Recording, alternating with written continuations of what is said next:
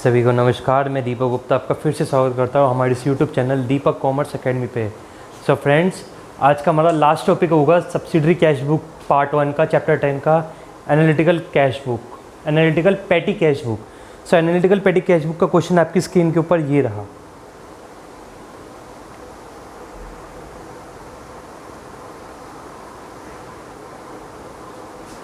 आइए अब हम करते हैं इसके सॉल्यूशन को। सबसे पहले मैं आपको फॉर्मेट दिखा दूं, मैंने पहले से ही बना के रख रखा है, मैं आपको बता देता हूं।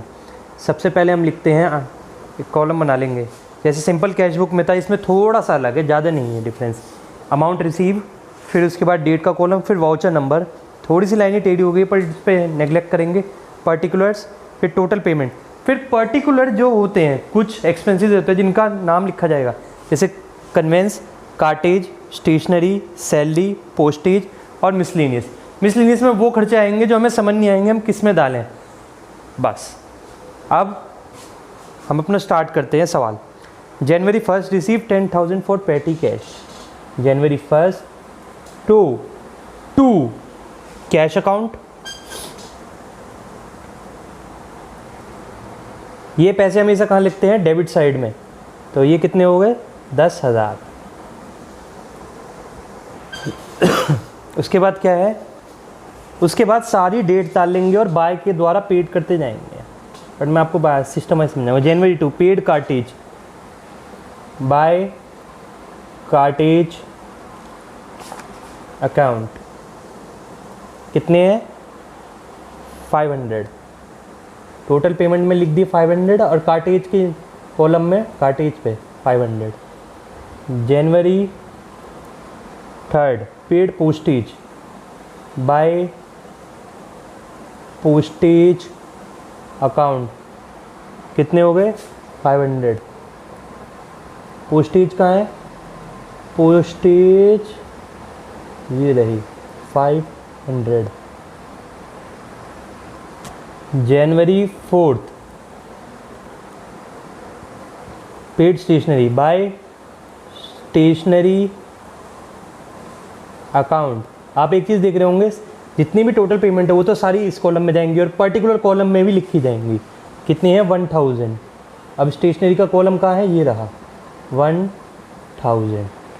उसके बाद जनवरी 5 बाय कन्वेंस कितना है?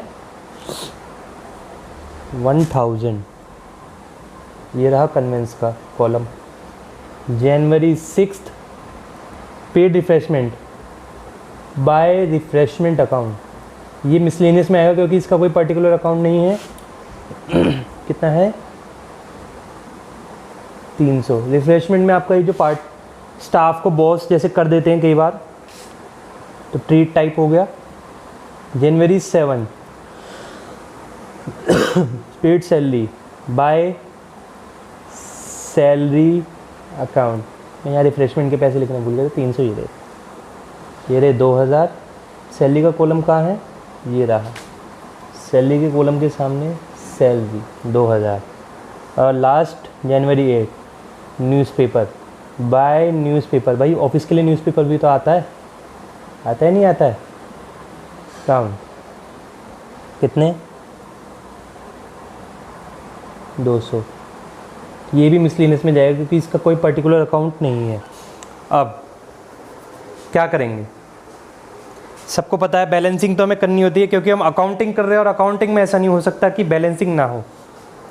तो सबसे पहले जनवरी 31 को बाय बैलेंस कैरिड डाउन। इस साइड का टोटल 10,000 है, इस साइड का भी total 10,000।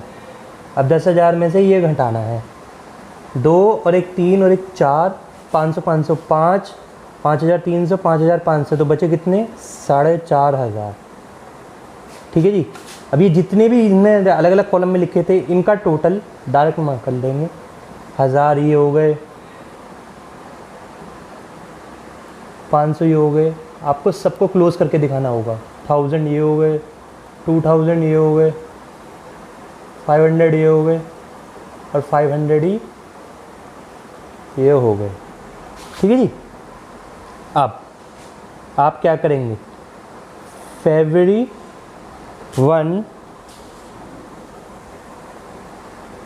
To balance brought down, और वो किस साइड जाता है, हमेशा डेबिट साइड में 4500। अच्छा एक चीज़ हो रहा है, इसमें इम्प्रेस सिस्टम की बात नहीं कही गई थी। अगर इम्प्रेस सिस्टम की बात की जाए होती तो यहाँ पे टू कैश या बैंक, कोई भी जिस हिसाब से वो कहता यहाँ लिख दिया जाता, ठीक है, अकॉर्डिंग टू क्वेश्चन होता है। और यहाँ पे बचे हुए 5500 आ जाते, क्योंकि हमें स्टार्टिंग की जो 10,000 रुपये की पेमेंट है वो हमें पूरी करनी होती है। उम्मीद है आपको हमारा ये पढ़ाया हुआ समझ में आया होगा, कोई दिक्कत वाली बात नहीं है, बहुत आसान है। पर्टिकुलर्स में सारे खर्चों के नाम, फिर टोटल पेमेंट में सारे खर्चे, फिर पर्टिकुलर सेक्शन में खर्चों की एंट्री करिए, फिर यहाँ बैलेंसिंग, और फिर अगले साल में पोस्ट करिए। ये सिंपल से भी ज़्यादा आसान है। इसी के साथ ये चैप्टर हमारा ख़त्म हुआ। धन्यवाद।